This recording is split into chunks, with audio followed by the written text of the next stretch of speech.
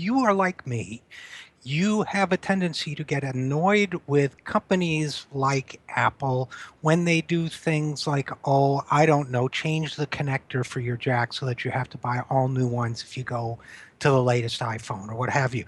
Now, it turns out there are, not only is this an annoying thing to do and a way to rip off customers, in my estimation anyway, but it also, if you think about it, has environmental, economic, and other broader implications. Fortunately, there's a group doing something about this sort of thing because they may be about to do it again. The organization SumOfUs.org, that's SUMOFUS, SumOfUs.org, is addressing this issue, and joining us now is a campaign manager with SumOfUs.org, Eoin Dubsky. Eoin, thanks so much for coming on the program. Thank you, Richard. So, first of all, what is iPhone planning to do, or perhaps about to do? What do we know about it? What's its plan for the iPhone 7? Well, Apple release these things normally, their iPhones in around September, but there have been rumors for months that the iPhone 7, the next one, so coming out this September, will be even slimmer than the last ones, and that to achieve that, they say one of the things they're going to jettison is the 3.5, the normal headphone jack, the 3.5 millimeter headphone jack that everyone has been using before.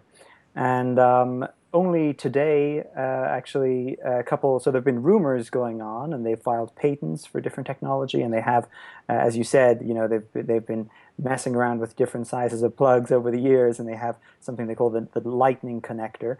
And yeah, people in their supply chain, two independent sources in their supply chain in China, told a journalist in Forbes that yes, indeed, they are going to get rid of or they're planning to, that Apple will get rid of the normal standard headphone jack and instead force people to use the lightning jack. So that's their proprietary plug. Yeah, it'll mean piles of more electronic waste. There is already a crisis, a global crisis of electronic waste, and it'll only get worse. I want to get to a number of the issues, including the electronic waste issue, which is critical, which people don't think about. But, first I have to say, this is just my personal opinion, but I have to say, when we've reached the point where 3.5 millimeters for a headphone jack, where the attitude is like, who has that kind of room? It's extravagant to me. It's, as it is now, I happen to have an iPhone 6. My wife doesn't believe me, but my phone actually broke the day that the new ones came out. And it is quite thin, and thin enough to be easily lost, actually, which may be part of the marketing plan as well. But I don't know what, of course, this constant drive toward planned obsolescence, and we think of Apple as a new technology company, but the concept of planned obsolescence has been around for 75 years. The idea that you build something and quickly make it obsolete. And before we get to the specifics of electronic waste, doesn't that create enormous waste that's a problem for the whole planet? It is, Richard, and yes, the argument people want to have forever slimmer phones. I don't know if people want slimmer phones or not, and if that's the only thing that Apple is trying to do is help people with the slimness of their phones. Another, obvious effect, if they do go ahead with this plan, is that then all the companies in the world which make headphones, the Bose's, the Philips, all these different companies, they'll have to, if they want to sell to iPhone users, and of course many of them want to, they'll have to do it on Apple's terms. Up to now, they've been able to make things with a 3.5 millimeter headphone jack, which has been a standard for over 100 years.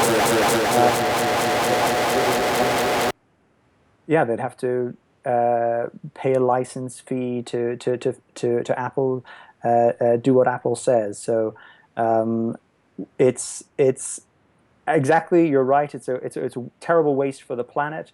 It's not only about a slim telephone. It's also about Apple's um, desire to have even more monopoly, even more control. And make even more money. We're talking with Owen Dubsky, campaign manager with someofus.org.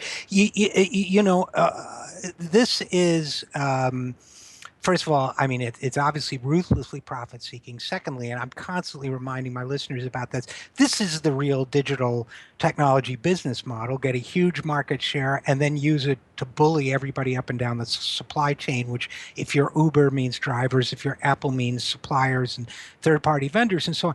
But now, fortunately, these things always happen, and people kind of curse and shake their fists at the sky and go on about their daily lives. But this time around, there may be something people can do about it. Let's start by perhaps you can just take a minute and tell us what Some of Us is, what your organization is. Right. Well, some of us is 10 million people around the world. I am in the Netherlands right now, but we're 10 million people dedicated to stopping big corporations behaving badly. Um, so we use our power as consumers, as workers and investors, even to hold big corporations, the biggest corporations in the world, to account.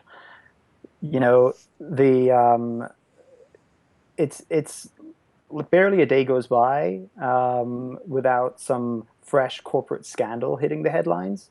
And people see it in their lives. People read it in the news. It's happening to other people's lives elsewhere in the world. Um, and in an age of these multinational corporations and the power that they have and the wealth, it's easy to feel powerless.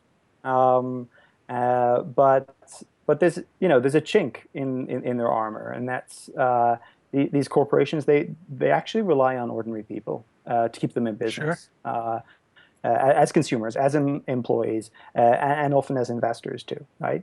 So some of us is very new. We've only been around for a little under 4 years now. But yeah, we're challenging corporations like Apple about this sort of thing. See, I love what you're doing. I love the fact that you're out there because, people in this country, in the United States, they complain about the government and so on. But the fact is, in many ways, corporations are acquiring even more power over people's lives, and corporations have to be at least as responsive as the rest as a government because, as you say, people are generally their customers. So, and perhaps they're investors. So, what are you guys doing about this headphone jack uh, gate? This business. What are you guys about there? What's your campaign? So, well, I mean, the campaign, as you basically said, is we don't want Apple to ditch the standard headphone jack. That's what we're saying. It's as simple as that. Don't ditch the standard headphone jack. It's a ripoff for consumers. It's a ripoff for the planet. Even if you don't have an Apple product and you never want to have one, we only have one planet to share.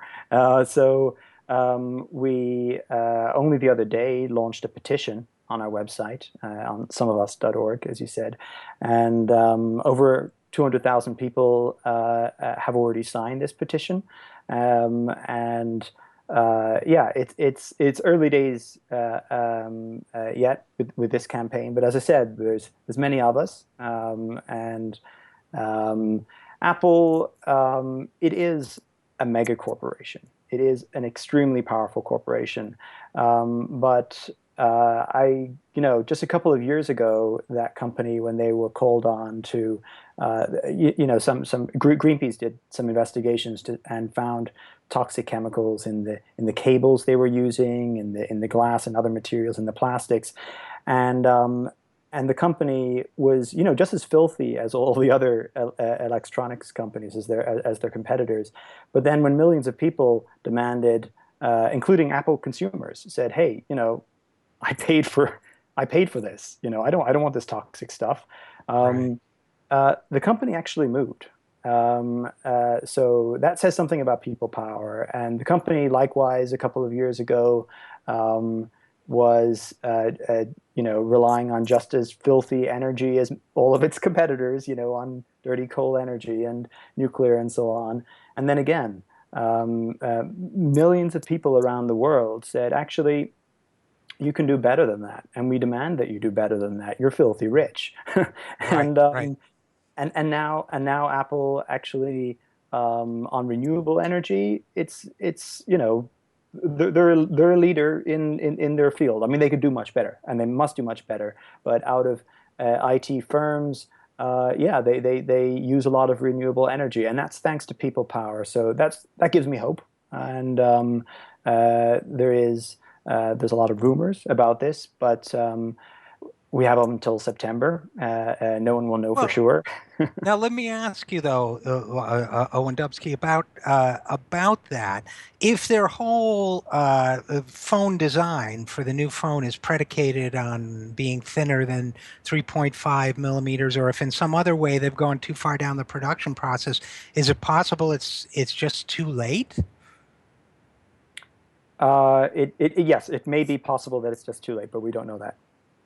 So, and they haven't said. So, as long as they No. haven't said, there's room to push back on this. And I have to say, by the way, and I'll say it again, I couldn't be a bigger supporter of this campaign. In fact, I'll say it to you now, Owen, that I'm looking at the campaign, and your goal is 210,000 people signing the petition. You are right at this moment at 204,304. By the time this program has completed its broadcasting cycle, I hope you'll be over the 210 so that we can take credit for it.